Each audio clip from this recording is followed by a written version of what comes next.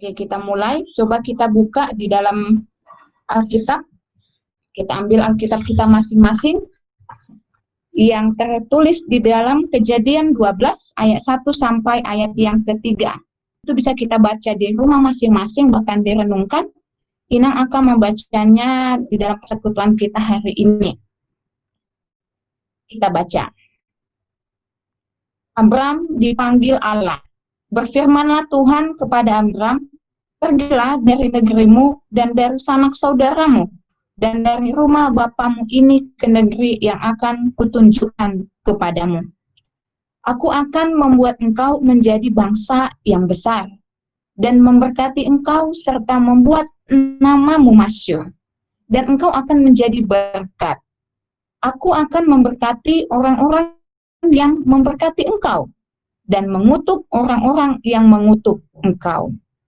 Dan olehmu semuanya kaum di muka bumi akan mendapat berkat. Ya, begitulah firman Tuhan. Kita akan sharing bersama-sama, yaitu judul menjadi berkat bagi sesama. Kalau dikatakan menjadi berkat bagi sesama, terlebih kita merenungkan kembali ke dalam diri kita. Apakah kita sudah menjadi berkat dalam diri kita? Itu yang perlu kita renungkan. Jika kita sudah merenungkan bagaimana diri kita ini menjadi berkat dalam diri kita, ada baiknya kita akan menjadi berkat lagi kepada sesama. Inang akan mentafsirkan ayat demi ayat di dalam firman Tuhan hari ini. Siapa manusia yang tidak ingin hidupnya diberkati?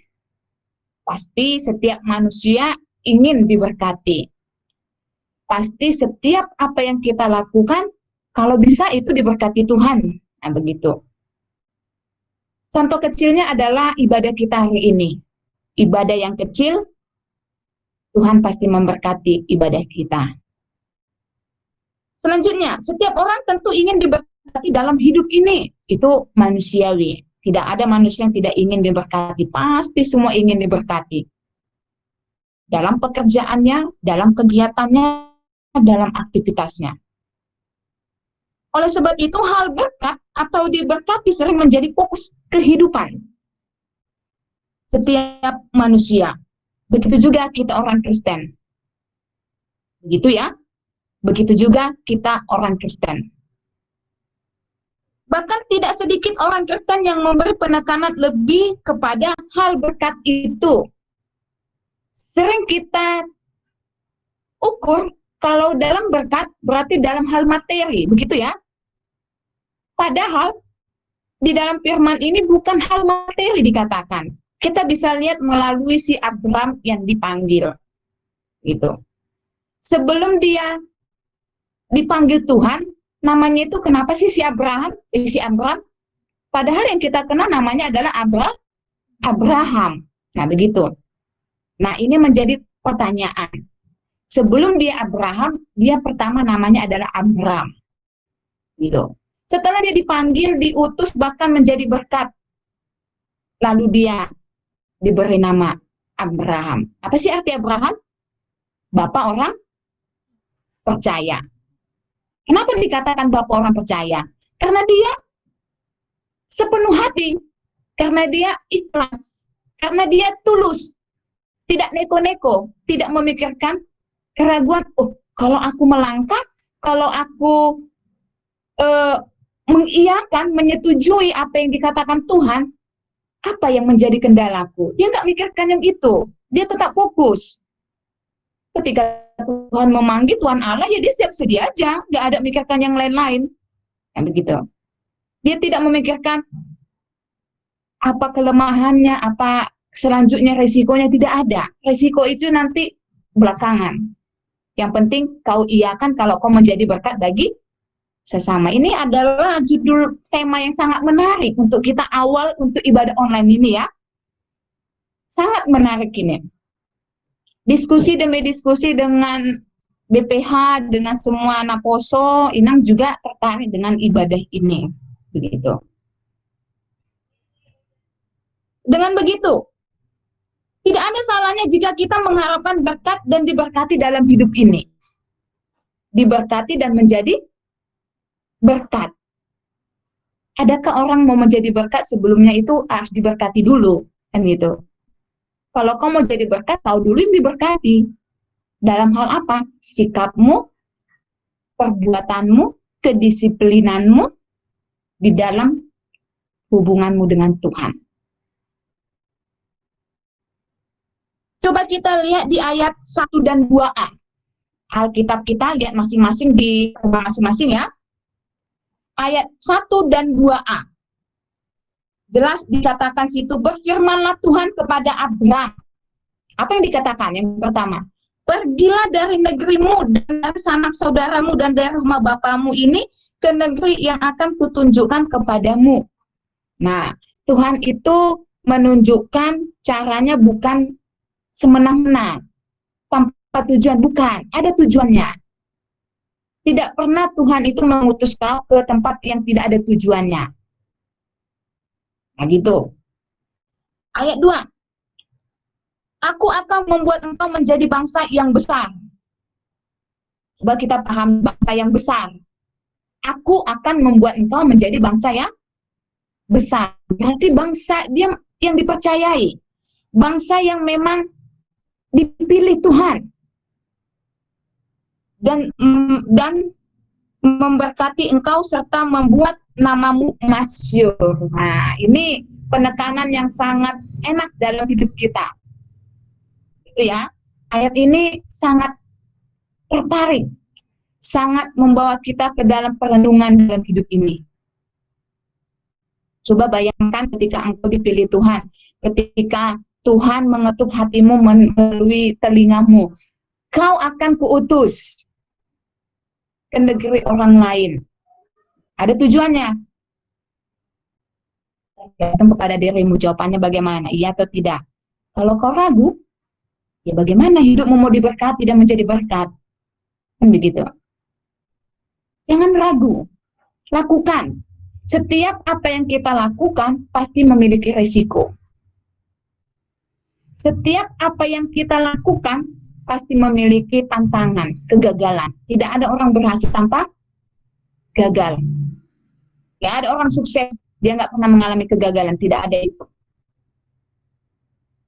Orang Kristen yang mau memberitakan Injil, bersaksi, menjadi pengikut Tuhan harus menanggung resiko. Tuhan Yesus saja mati disalibkan, dia menanggung resikonya sangat luar biasa. Apalagi engkau yang diutus kita ini menjadi pelaku-pelaku firman Tuhan, pemuda-pemudi Kristen. Ya, ini perenungan untuk kita setiap Naposo remaja. Selanjutnya Inang akan membaca kembali di ayat 1 dan ayat 2 ini.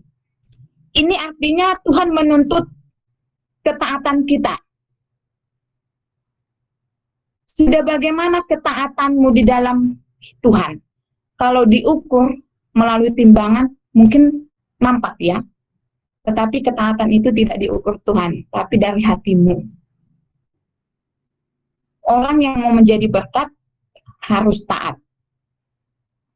Orang yang mau diberkati harus setia kepada Tuhan. Kan begitu. Coba bayangkan si Abraham. Dia harus merelakan teman-teman, sanak saudaranya, keluarganya, bahkan rumahnya, hartanya, supaya ditinggalkan, kata Tuhan, kau akan pergi. Coba bayangkan di dalam hidupmu, itu adalah satu pergumulan yang sangat berat. Coba itu diperhadapkan dalam hidupmu. Apakah kau siap melakukan itu? Gimana? Nah, jangankan itu. Kau aja disuruh merantau pergi ke sana, aku tidak siap. Jangankan itu. Disuruh bangun untuk berdoa saja, malas. Jangankan itu. Kau disuruh aja pergi ke gereja beribadah bersama teman-temanmu. Siapkah? Jangan-jangan semua terpaksa. Jangan-jangan itu hanya sebagai formalitas. Ya enggak? Nah itu pertanyaannya. Coba lihat kedisiplinan, keteladanan dari si tokoh Alkitab Abraham. Abraham ini sangat terkenal tokoh Alkitabnya. Dari sekolah minggu kita sudah mengenal si Abraham. Sampai beratus-ratus tahun, lalu dia diberi apa? Anak. Ya. Siapa sih istri pertamanya? Itu adalah si Sarah. Mereka sendiri tidak mempunyai anak. Tidak. Bahkan ketika keluarga mereka diberi anak, siapa sih anaknya itu? Si Ishak. Tuhan lalu mengatakan, kau harus memberikan anakmu ini kepada aku. Nah, itu janjinya ya, najarnya ya.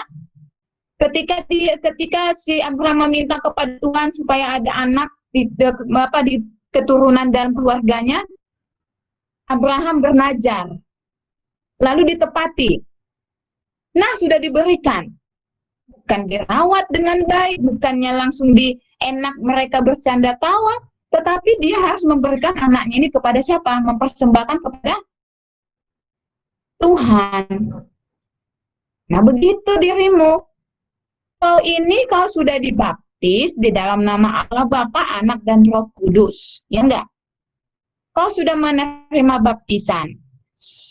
Ini rata-rata sudah menerima peneguhan sidi. Kau udah siap berarti untuk memberitakan, mewartakan kabar baik. Jadilah seperti pelaku firman Tuhan Abraham. Oke, selanjutnya di ayat 2b dan 3. Mari lihat Alkitab masing. Dikatakan, dan engkau akan menjadi berkat. Nah, ini yang menjadi semangat untuk kita.